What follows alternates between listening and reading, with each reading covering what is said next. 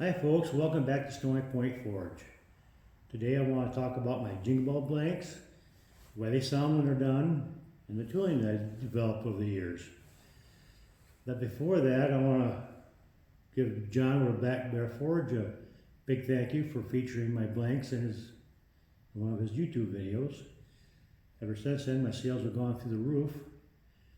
Now getting back to the beginning, I got into blacksmithing in 2002, and in 2003 I bought my plasma machine, and one of the newsletters I had received from ABBA had a hand sketch pattern of a jingle ball blank.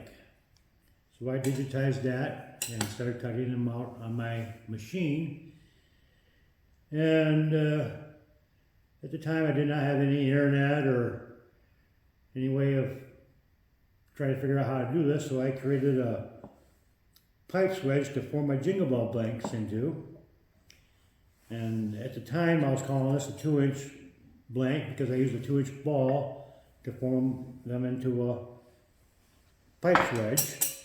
And I call this an 1.5-inch blank because I used an 1.5-inch ball bearing to form them into a pipe wedge.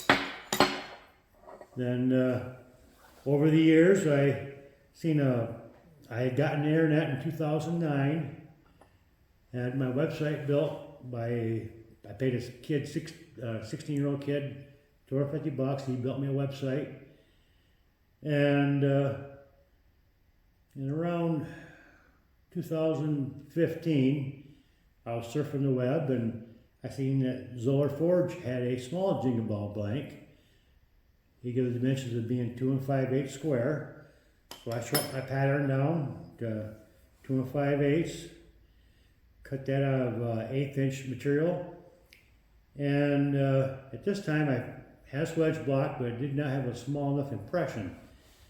So I took an 1.5-inch ball bearing and created a small jingle ball swedge, and I was forming them into the swedge with a 10-ounce ball peen hammer, and my first, what I call the jingle ball punch, which was just a 8-inch, half-inch bolt, hex-head bolt that I rounded the head off on.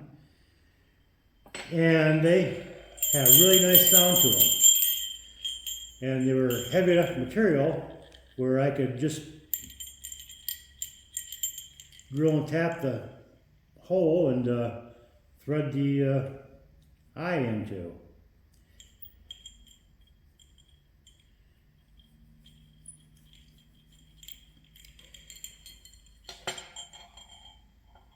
Now in about 2015, 2016, John bought some of my blanks, and he did his video.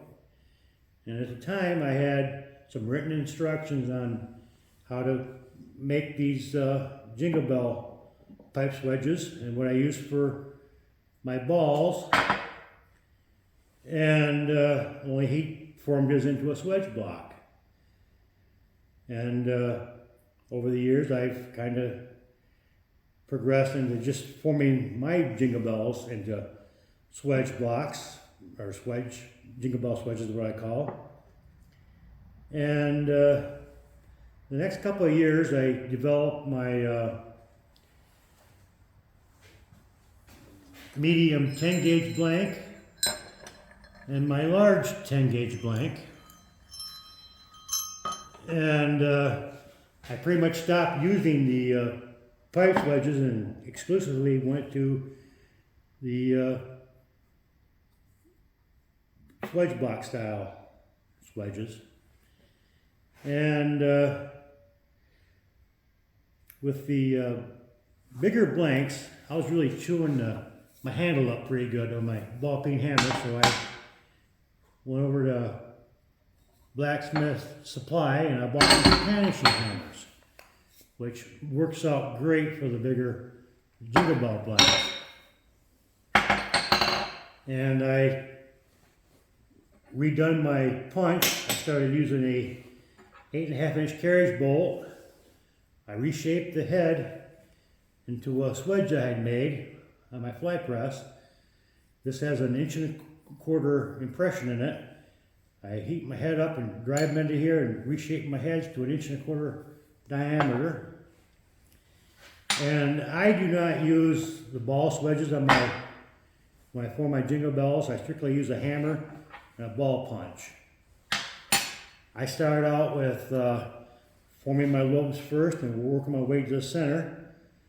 And at the end, I grab them with a pair of tongs and squeeze them together.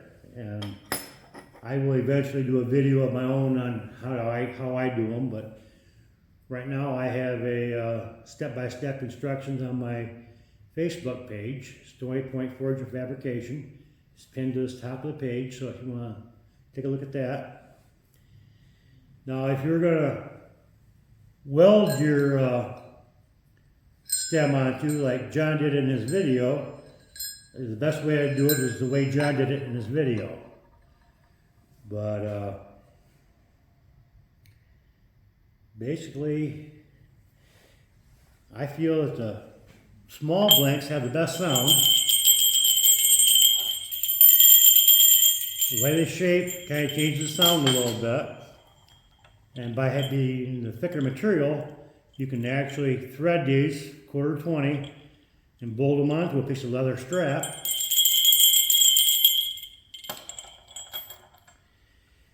Now the first blanks, the 14 gauge large blanks, this one right here, I actually put a little loop on it, and I have a clanger hanging from it. It swings back and forth. All the rest of them have just a 1/2 inch ball bearing in them. Now, moving on to my next blank I worked on. What I did was this swedge has an 1.5 inch impression in it. My medium one has an 1.75 inch impression. And my large swedge has a 2 inch impression into it for the large jingle ball blank. Now, on the smaller one, I did the 2 5/8 jingle ball blank, and they come out a little square looking, but they have a really good sound.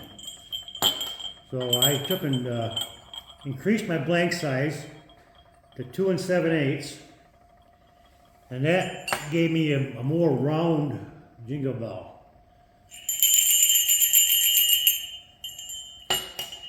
And so when I developed my medium one, I took and made my 1.75 inch impression, and I started sizing my blanks, working my blank size so it would create a nice round jingle bell using this wedge. That's the way that sounds. And they all have a slightly different sound to them, however you want to shape them. The large blank has a little deeper sound to it. And on this one, I just welded the stem on the outside with a TIG welder.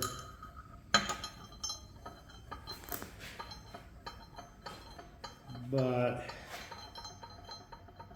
as far as sound goes, this is the 14 gauge medium blank, part number 017. My large 14 gauge blank is the part number 016. My small blank is a 150B, and while I was at SOFA selling my blanks, somebody had mentioned if I coated this in a brass brazing rod, it would change the sound, to give it a better sound, and it didn't really do much for it. Now the 1 7/8 blank is still formed in the small swedge, more rounded, a little different sound to it yet. Then the medium 10 gauge blank. So the small ones are 11 gauge, then I jump up to 10 gauge, heavier steel. This is a part number 073.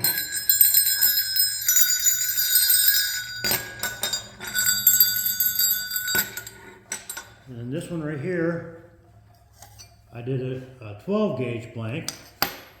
That's part number 202. And my large blank, 10 gauge blank, is part number 074. And it sounds like that. So basically, there was some confusion on people watching John's video, and he used a 2-inch ball swedge, and actually my small one requires a 1.25-inch ball swedge to form them into. I developed the ball swedges because that's what John used in his video, and I've had a lot of requests for them, so I started selling a ball swedge to reach of my Jingle ball swedges. Now the medium one uses an 1.5-inch ball bearing, and my large swedge uses an 1.75-inch ball bearing. That's where the confusion comes into. People are wanting to buy the 2-inch one because that's what John used in his video. So hopefully this will clear things up a little bit, and thank you. That's all I have for today.